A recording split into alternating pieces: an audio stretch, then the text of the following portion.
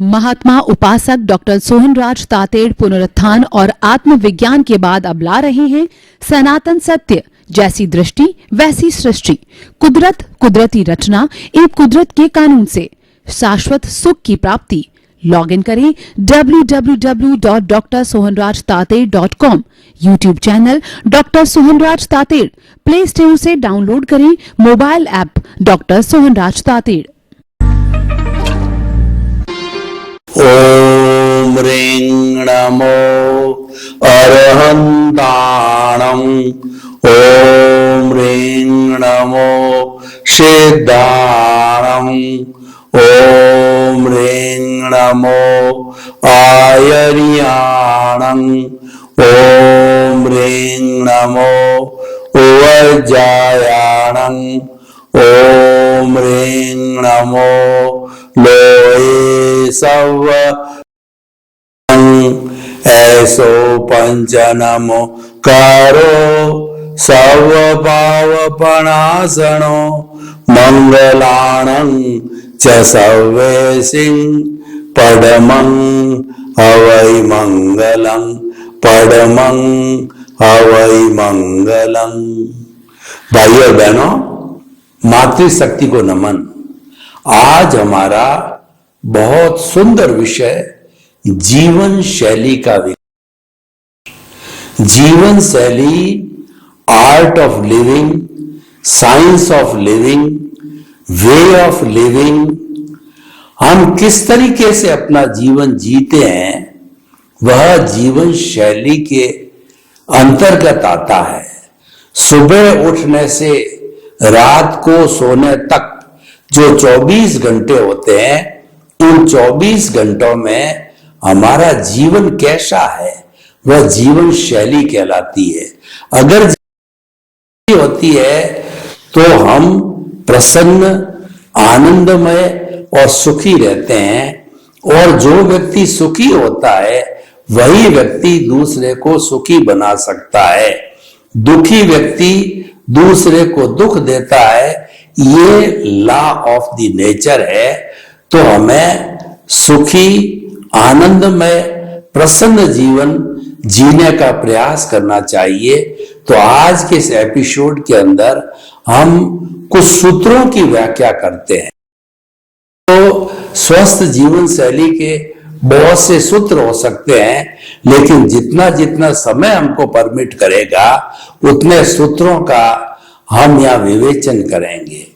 पहला सबसे बड़ा सूत्र है रिमेन इन द प्रेजेंट। कोई भी कार्य करो, उठने से सोने समय के बीच में वो सारा, खाने के समय खाना, पीने के समय पीना, उठने के समय उठना, खेल, काम के समय काम, ध्यान के समय ध्यान, सामायिक के समय सामायिक, मंदिर में भगवान के दर्शन के समय सारा ध्यान भगवान में। यानी जो कुछ काम करें वो एकाग्र होकर के करें। और कृपया एक समय में दो काम कभी भी नहीं करें कि टीवी भी देख रहे हैं, खाना भी खा रहे हैं, अखबार भी पढ़ रहे हैं और चाय भी पी रहे हैं, किसी से बात भी कर रहे हैं और काम भी कर रहे हैं, फोन से बात भी कर रहे हैं, मोटरसाइकिल या कार भी चला रहे हैं। ये हमारी जीवन शैली को बिगाड़ने का काम करता है। और एक बार जब ऐसी आदत पड़ जाती है तो रोज हम वैसा करने लग जाते हैं। जीवन शैली में 3 बातों को समझना जरूरी है: वृत्ति, प्रवृत्ति और प्रकृति। वृत्ति का अर्थ भी एक्टिविटी, जैसा मैंने बताया कि अब ये इतनी तरह की एक्टिविटी हम करते हैं तो वो वृत्ति कहलाती है। और वो बार बार यही एक्टिविटी की जाती है, 2 बार, 5 बार, 10 बार, 5 दिन, 10 दिन, 15 दिन, महीने भर, तब वो प्रवृत्ति कहलाती है। और वह प्रवृत्ति खूब लंबे समय तक की जाती है, 4-6 महीने, 2-3 महीने, तब वो प्रकृति यानी नेचर बन जाती है। व्यक्ति फिर जाता है। जैसे देखिए लेट उठना, आप सूर्योदय के घंटे 2 घंटे 3 घंटे के बाद में लेट उठते हो तो स्नेह स्नेह आपकी आदत पड़ जाएगी, हमेशा लेट उठने लग जाओगे। आप पहले धीरे धीरे छोटा छोटा झूठ बोलने लगते हो, फिर बड़ा झूठ बोलने लग जाते हो, और जो है वो आप समय पर नहीं पहुंचते, कहीं पे आदत पड़ गई, फिर तो धीरे धीरे हमेशा वो ट्रेन पे समय पर नहीं पहुंचना, प्रोग्राम में समय पर नहीं पहुंचना, ऑफिस समय पर नहीं पहुंचना, कहीं पर किसी को टाइम दे दिया और समय पर नहीं पहुंचना, तो ये धीरे धीरे क्या है कि जीवन शैली का अंग बन जाता है। तो हमको प्रारंभ से इसको मेंटेन करना होता है, और एक बार जब हम मेंटेन कर लेते हैं तो वैसी आदत भी बढ़ जाती है। भगवान ने जो मनुष्य को ये शरीर दिया है वो फ्लेक्सिबल है, वो काम करता है दिस वे और दैट वे। अच्छी जीवन शैली में भी हम अपनी बना सकते हैं, खराब जीवन शैली भी बना सकते हैं, वो हमारे काम करने पे निर्भर करता है। वो हमारा सुबह से शाम हम किस तरीके से जीवन यापन करते हैं उस पर जीवन। तो पहला हमारा सूत्र है टू रिमेन इन प्रेजेंट, ये भावक क्रिया कहलाती है। रिमेन इन प्रेजेंट करने से बहुत बड़ा नाम भी है कि जैन दर्शन के अनुसार जो केवल वर्तमान में जीता है उसके नए कर्मों का बंध नहीं होता है, और पुराने कर्म भी ऑटोमेटिकली आत्म प्रदेशों में भुगत लिए जाते हैं, उसको शरीर में उसका भान ही नहीं होता है। तो इसीलिए जो है हमें हमेशा, और देखिए जैसे आप चल रहे हो, आपका ध्यान चलने के अंदर है तो गमन योग बन जाए। एक तो हम 2-5 फुट आगे देख करके चलते हैं तो कोई कीड़े मकोड़ा वगैरह बेचारा हमारे पांव के नीचे नहीं आ जावे, और गुनी हुई वस्तु भी मिल जावे, ये सारा गमन योग है। तो कोई भी काम हम चित्त लगाकर करते हैं, एकाग्र होकर के करते हैं, तो हमारी भावक क्रिया हो जाती है। और यहां तक कहा गया है कि भावक क्रिया मोक्ष की साधना, हमेशा प्रेजेंट के अंदर जीना चाहिए। और दूसरी है कि टाइम मैनेजमेंट, क्योंकि भगवान ने 24 घंटे सबको दिए हैं, किसी को भी 25 घंटे भगवान ने नहीं दिए हैं। तो उन 24 घंटों के अंदर समय को कैसे प्लान करना, वो हमारी जीवन शैली का अंग होता है।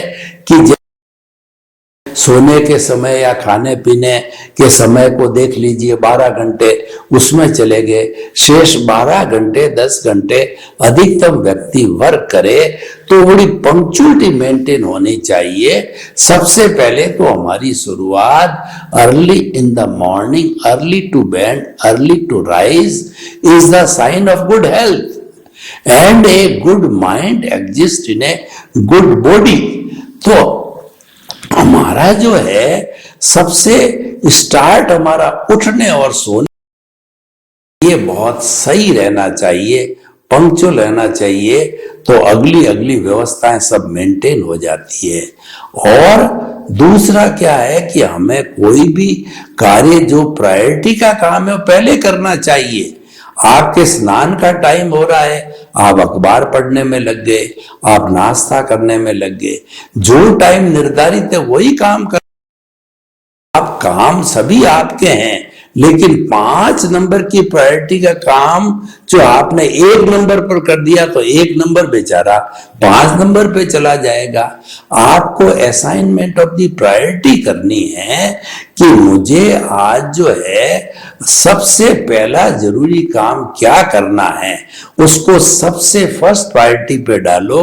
क्योंकि वह जरूरी काम अगर नहीं किया गया तो आपको मेंटल टेंशन हो सकता है, आपको नुकसान हो सकता है, आपकी गुडविल गिर सकती है।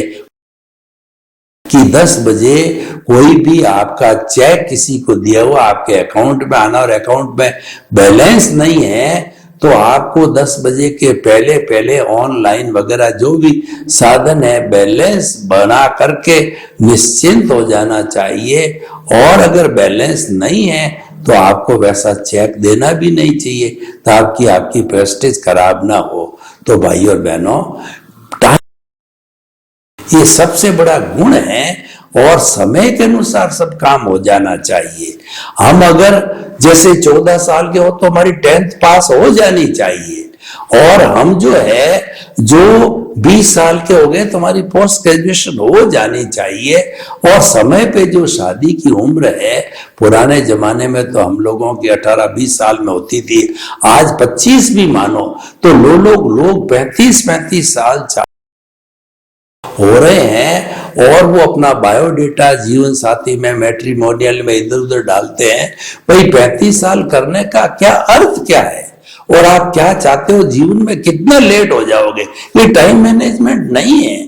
जब हमारी पुरानी जो ब्रह्मचर्य की जो 4 आश्रम बने थे, 25 साल हमारे वो ब्रह्मचर्य आश्रम के थे। इसका मतलब शिक्षा के, ज्ञान के 25 वर्ष 26 में होते ही आपको गृहस्थ में प्रवेश हो जाना चाहिए। आप 35 में 40 हो गए, लेट लतीफ हो रहे हो, तो उधर 70 साल की उम्र में भी आपके बच्चों की लायबिलिटी कहिए, या आपके बच्चों की शादियां होगी, आपका शरीर काम नहीं करेगा, और आप इतना कमाने के लायक भी नहीं रहोगे, और उधर लायबिलिटी सारी खड़ी है, मकान भी नहीं बना है, तो फिर क्या एक सारा चिंता का कारण हो जाएगा, और आपका पूरा परिवार अनसेटल्ड रह जाएगा। पता नहीं बाल बच्चों की वो मैच्योर हो गए, उनकी शादी का पता नहीं, आपको अच्छे मकान, कम से कम एक मकान अच्छा बनाना चाहिए रहने के लिए, उसका पता नहीं है। तो टाइम मैनेजमेंट होना जरूरी है। और देखिए, टाइम मैनेजमेंट इतना परफेक्ट होना चाहिए कि आपको इस जन्म के नहीं, अगले जन्म के लिए भी कुछ प्लान करना चाहिए। जो धार्मिक क्रिया है, जो आत्मचिंतन की क्रिया है, वो क्रिया भी समय पर की जानी चाहिए।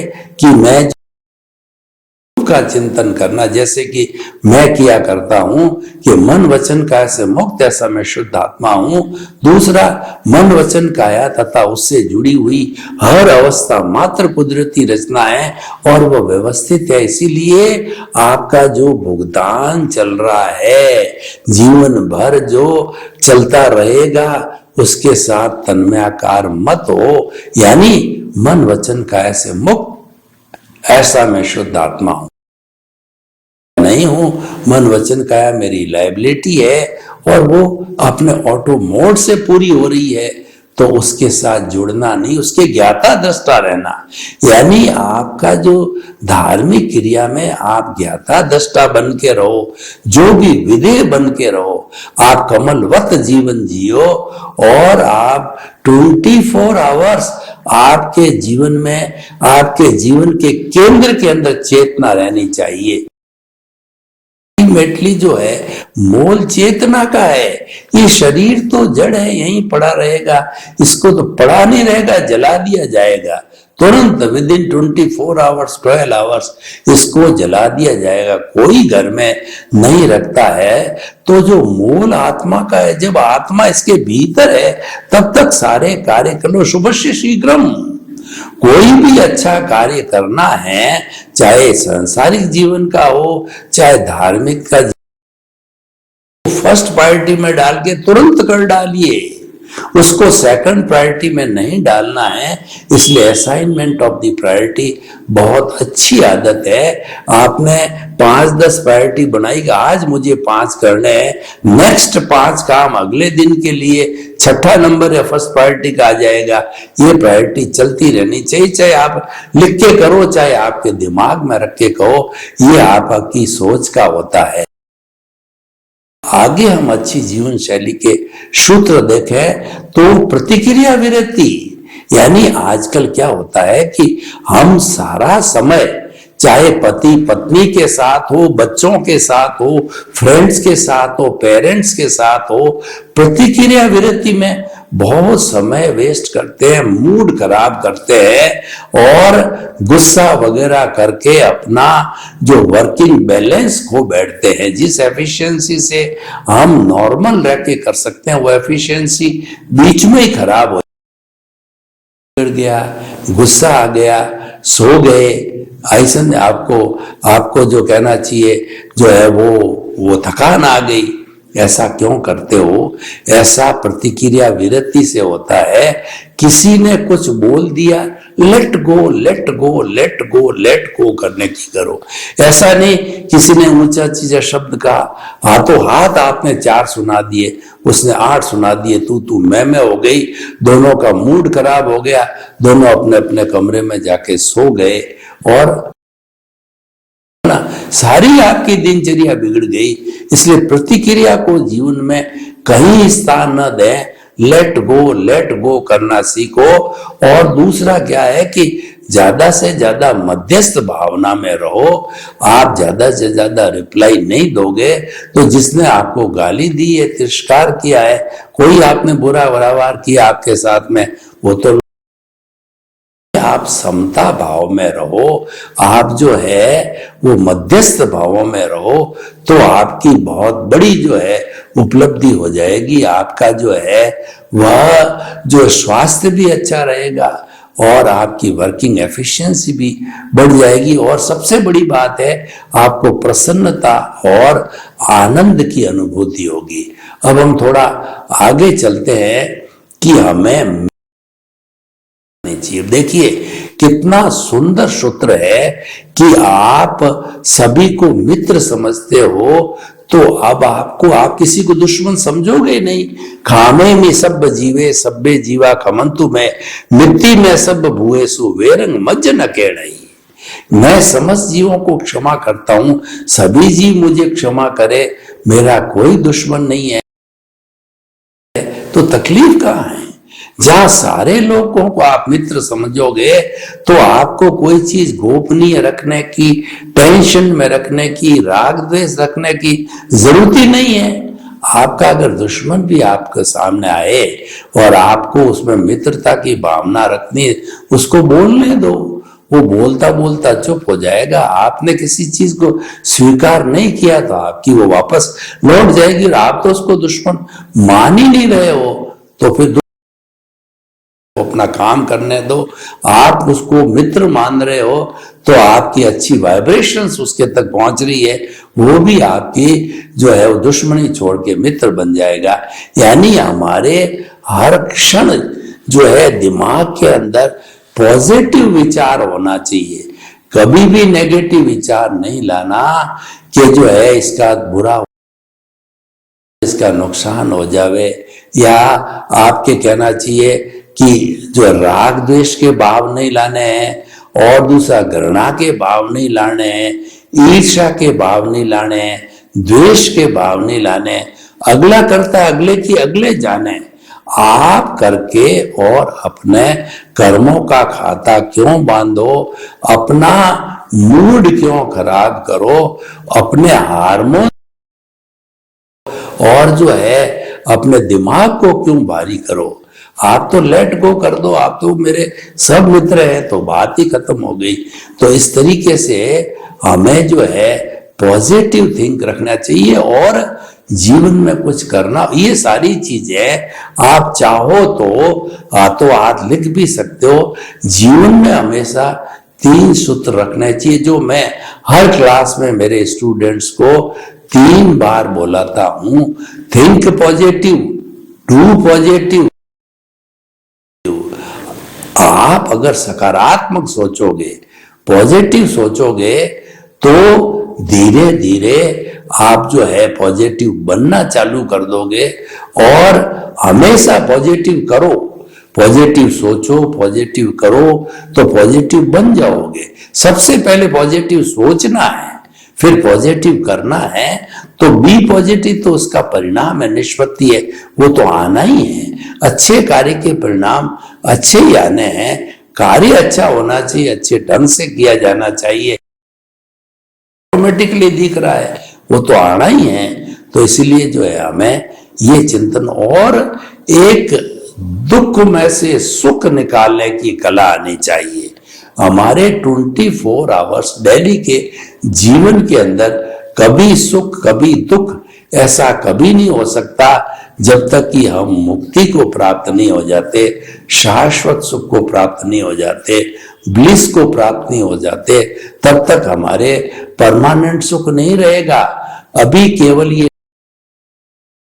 सुख की अनुभूति है, वास्तव के अंदर सुख और दुख भ्रांति है, इसका कोई अस्तित्व नहीं है, क्योंकि सुख तो हमारा आत्मा का गुण है और ये आत्मा से जुड़ा हुआ है। भीतर जो है हमारे सुख का अथाह सागर है, आनंद का अथाह सागर है। तो भीतर जाके गोते लगाओगे तो उस सागर को आप, बाहर तो केवल उसकी अभिव्यक्ति है और वह जो बाहर जो दिखाई देता है एकदम भ्रांति है। तो हमें इस भ्रांति को तोड़ना चाहिए। कभी हम भोजन में सुख की अनुभूति करते हैं, कभी कपड़ों में, कभी स्त्री में, कभी पद में, कभी प्रतिष्ठा में, कभी शोहरत में, और कभी जो है वो धन दौलत में, कभी पद प्रतिष्ठा में, लेकिन उसके अंदर सुख है ही नहीं है। यह तो मात्र जो है वो आपका होता है, क्योंकि ये कुदरत जो है वो संबंध जुटाती है। आपको सम्मान मिला, अच्छी बात है, आपको असम्मान मिला, अच्छी बात है, लेट गो, आगे बढ़ते रहो। तो इस तरीके से हमारा जीवन बहुत पवित्र भी बन सकता है, डिसिप्लिन भी बन सकता है, दूसरे के लिए अनुकरणीय, वंदनीय और स्तुत्य बन जाता है। आप एक रोल मॉडल बन सकते हो अपने परिवार के, अपने समाज के, कि लोग आपको कॉपी करें। देखिए, रोल आपको बताना चाहता हूं, डीपीएस स्कूल है, दिल्ली पब्लिक स्कूल, दिल्ली में किसी समय में एक सुंदर रूप से वो मॉडल बना के खोली गई। तो अब वो इतनी पॉपुलर हो गई कि वो क्वालिटी की एजुकेशन थी, उसमें बहुत बड़े अच्छे अच्छे तत्व है एजुकेशन के। तो जब वो अब हर गांव, हर शहर के अंदर डीपीएस खुल गया, उसी मॉडल पे वर्क करता है। तो हम ये कहना चाहते हैं, आप अपनी जीवन शैली का बनाओ कि लोग उसको देखने आवे, लोग उसकी कॉपी करने आवे और लोग वैसा जीवन जीना चाहे।